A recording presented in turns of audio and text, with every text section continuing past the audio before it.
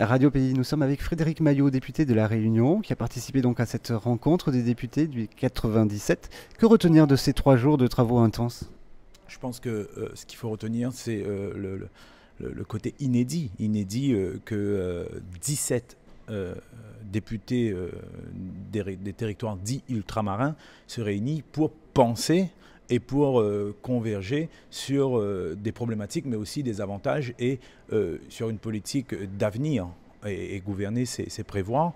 Et nous avons, durant ces 4 jours de travaux, cessé de penser pour améliorer le quotidien de nos concitoyens, des Réunionnais, des Martiniquais, des Guadeloupéens, de la Polynésie française et de la Guyane, qui nous a si bien accueillis durant ces 4 jours.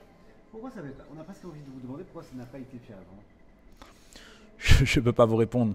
Vous savez, je suis tellement content, moi, d'être ici et de pouvoir échanger et de pouvoir... et je remercie l'ensemble des députés qui ont été là parce qu'on a réussi à casser cette frontière géographique qu'on s'était nous-mêmes imposée, mais qui nous a été imposée aussi. Quand on sait que le billet d'avion de Pointe-à-Pitre pour arriver jusqu'à Cayenne coûte à peu plus de 1200 €, c'est dire si on n'a pas tenté de façon un petit peu vicieuse de casser ces frontières. Mais nous, on a réussi à casser ces frontières géographiques pour laisser circuler une énergie politique et une énergie de pensée et une énergie en fait intellectuelle pour dire quelles sont les priorités de nos territoires, parce que nul, ni Darmanin, ni Macron, ni Carinco connaît ces problématiques mieux que nous, parce que nous sommes la chambre d'écho, nous sommes la caisse de résonance de chaque citoyen d'outre-mer. Vous êtes député donc affilié donc au groupe GDR, comme David Riemann et Jean-Victor Castor. Parmi les priorités, est-ce que l'évolution statutaire, qui est un débat qui a pas mal, qui est présent en Guyane? On n'a pas souhaité évoquer une politique sur notre place dans l'État français, parce que ça aurait fait...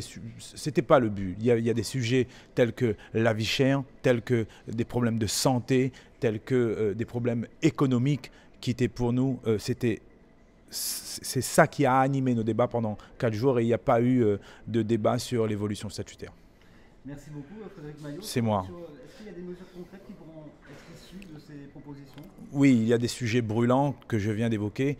Il y a notamment aussi sur comment en fait réanimer ou animer tout court les richesses et les avantages que nos territoires apportent déjà à la France, mais qui doivent aussi apporter un plus-value d'abord dans nos propres territoires, d'abord pour la population autochtone. Et je terminerai en disant que ce qui nous a réunis en Guyane, si l'Assemblée nationale était en Guyane ces derniers jours, parce que là où ses membres sont réunis, l'Assemblée nationale est là, c'est le mépris et c'est la non-considération. Et nous, anciens enfants des colonies, nous n'attendons plus notre jour de gloire. Par contre, nous attendons toujours du respect et de la considération. Et on le sait, qu'à l'image de la liberté, la considération et le respect, ça ne se quémande pas, ça se prend et ça se pense. Et c'est ce qu'on a fait ces 4 derniers jours. Merci beaucoup, Frédéric Maillot, député donc GDR, NUP de La Réunion. À très vite. Merci à vous.